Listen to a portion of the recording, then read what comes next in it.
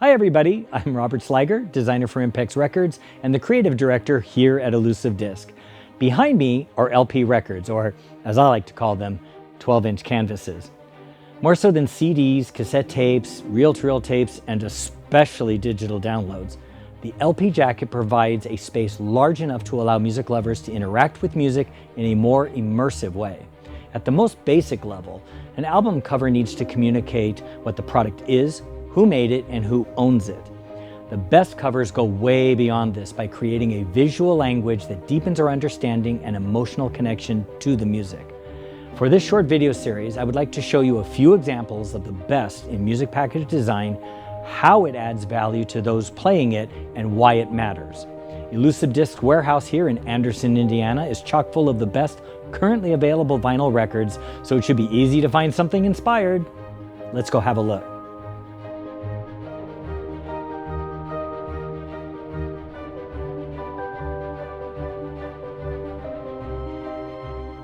Where are you? I know you're in here somewhere.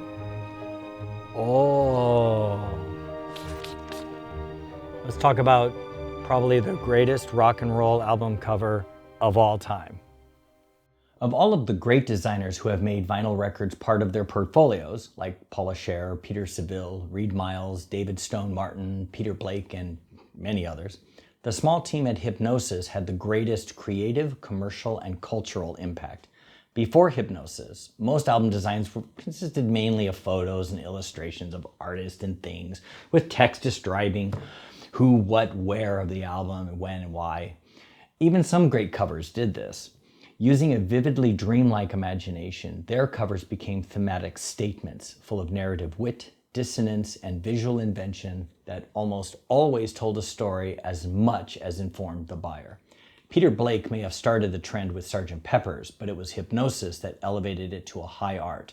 So let's discuss.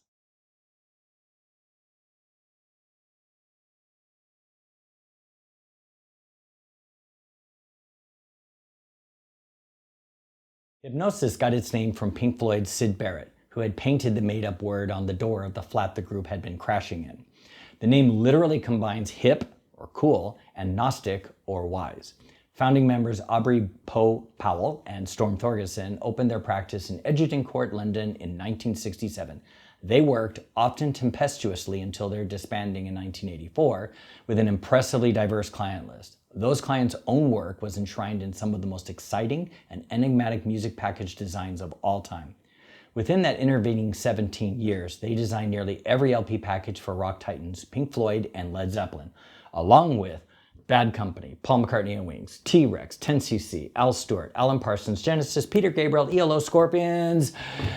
If I went on, this video would go on for an hour, and nobody's got time for that. Viewed in hindsight, creating for those heavy hitter artists made Hipgnosis's commercial success a given.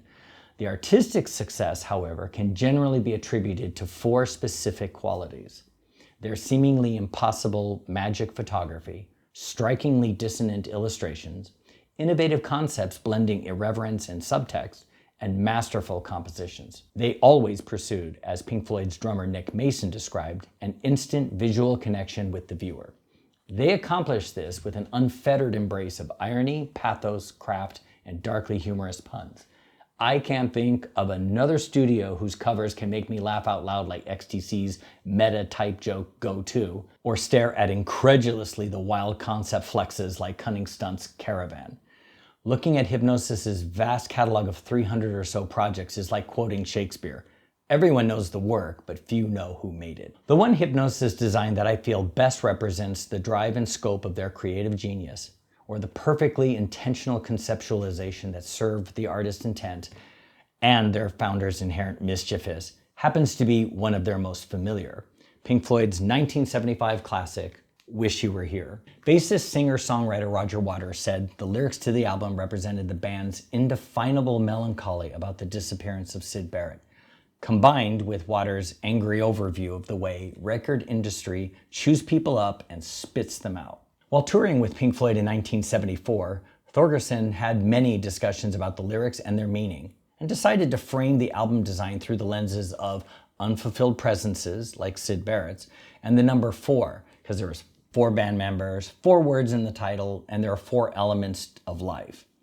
His concept involved using photographs and graphics that would speak to personal emptiness, the callousness of record labels, and the impermanence of those elements of life. Even with that in mind, it is striking just how focused every element of this historic package is. It definitely worked. When the team revealed the final assets to the band, they responded immediately with a spontaneous standing ovation. Much of the narrative push of a Hipgnosis design comes from carefully considered and meticulously realized photography.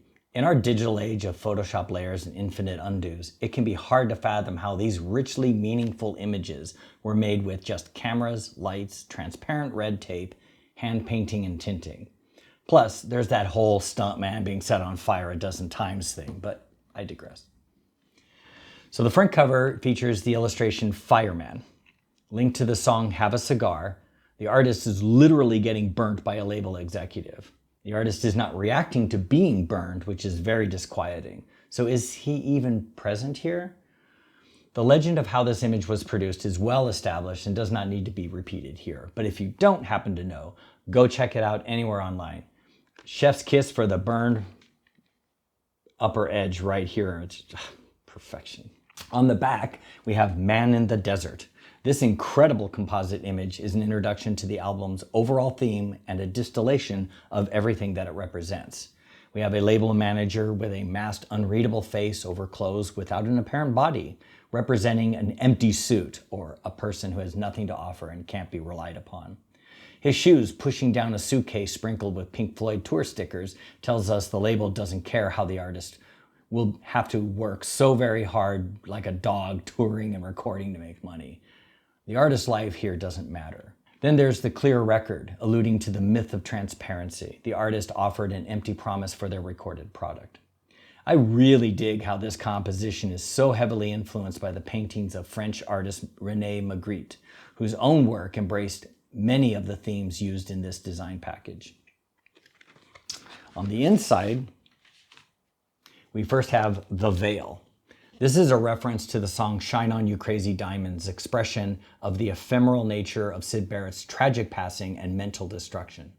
Since veils are commonly used to obscure the face and provide protective anonymity, especially in times of tragedy, we connect the agitated fabric as Syd in an uncaring world, being blown about by a persistent wind of mental distortions. Again, this is a real-time photograph with an assistant releasing orange and white scarves on a very windy day. Just note the trees position in the background, one after another until the camera finally captured the final images. Some even have a barely recognized woman behind the veil, reiterating the absence theme. Is she even there? On the other side, and it's very small, we have The Diver. Again, this is an image that started the advertising campaign as well, which I'll show you in a second. Miraculously, this is not a comp, but a live photo of a yoga instructor doing a several-minute handstand with his head underwater at Mono Lake, California. And if you've ever been there, ew. He had to stand absolutely still until the water ripples dissipated and then the shutter would snap. This absence of ripples disconcerts our eyes, so we question, like all of these images, if that person is even there. A postcard of The Diver was printed in advance of the record's release and to introduce the upcoming album and its core absence theme.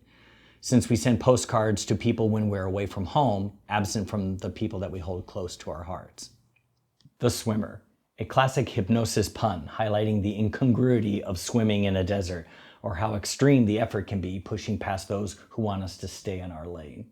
Images like The Diver and The Veil are not only nuanced exploration of the album's theme, but they also demonstrate near-perfect compositional sense. Earth of some kind is always in the lower half, sky is always in the upper. Subjects are framed almost symmetrically with backgrounds that feel oppressive and even menacing. Our eyes don't just drift to the subjects in the middle, they're practically shoved there by the same faceless disregard used by the album's corporate villains. These visions are so successful in revealing what the songs are about that no type accompanies them except the credits in the lyrics on The Diver. This is often a no-no in music product packaging and one Hipgnosis broke all the time. Recording labels understandably want customers to know what a record is called and who made it. Powell noted in his book on the complete Hipgnosis catalog that Pink Floyd's label was fed up trying to market records with cows' rear ends and other high concepts. They were pleased when the band picked Fireman for Wish You Were Here's cover. Thorgerson, never one to suffer fools gladly, then added a black plastic shrink bag around the jacket with a hard-to-read title sticker to obscure the cover that label loved. In a 2011 documentary, he claimed that the black bag was the final part of the thematic puzzle, the absence of the cover with only a little sticker, and that it was the band who wanted to use the bag to piss off the label. I believe there's truth in both ways of this. Either way, it's another perfectly realized example of the album's central theme. This Welcome to the Robot Machine cover sticker, my title, not Hipgnosis's, was illustrated by the amazing George Hardy, who famously made the rainbow graphics for Dark Side of the Moon. It shows two robot hands dramatically clasped together in a circle divided into 4 sections, each representing water, fire, earth, and air. Robot hands represent the lack of feeling and humanity within the mechanical nature of record label interactions. I'd posit that the hand with the rings on it would belong to the wealthy label. Every image used on Wish You Were Here is rich with subtext, even the silly ones like the swimmer. This, in my humble opinion, is the secret sauce that elevates Hipgnosis's work. Nothing exists on this package for show or gimmick. By intentionally conceptualizing this album's look according to its lyrical themes, Powell, Thorgerson, and the team were able to work out each image's look and execution to serve those themes first. Viewing them while listening to Pink Floyd's remarkable music sets our imaginations on a very carefully calibrated journey to discover the ways loneliness, mental health, corporate greed, and the disrespect that comes from working within a huge conglomerate alienates us from the connecting to others and our own selves. For all of its bright, shiny exterior, there is a dark and alienating feeling that descends over us while we ponder this monumental work of musical and visual art. For an excellent portrait of the creators, their personality and work, Netflix is currently showing, in the USA at least, the insightful and star-studded Hipgnosis documentary Squaring the Circle, directed by another great album artist, photographer Anton Corbin. I highly recommend this fleet doc for lovers of vinyl packaging, rock bands, and designers and creators of all types. And if you happen to have a surround sound system in your home, at the time of this taping, we have the stupendous sounding and looking 5.1 SACD of Wish You Were Here in stock. For lovers of this album and surround music presentation, this purchase is an absolute no-brainer. So, that's my quick breakdown of Wish You Were Here's iconic album packaging.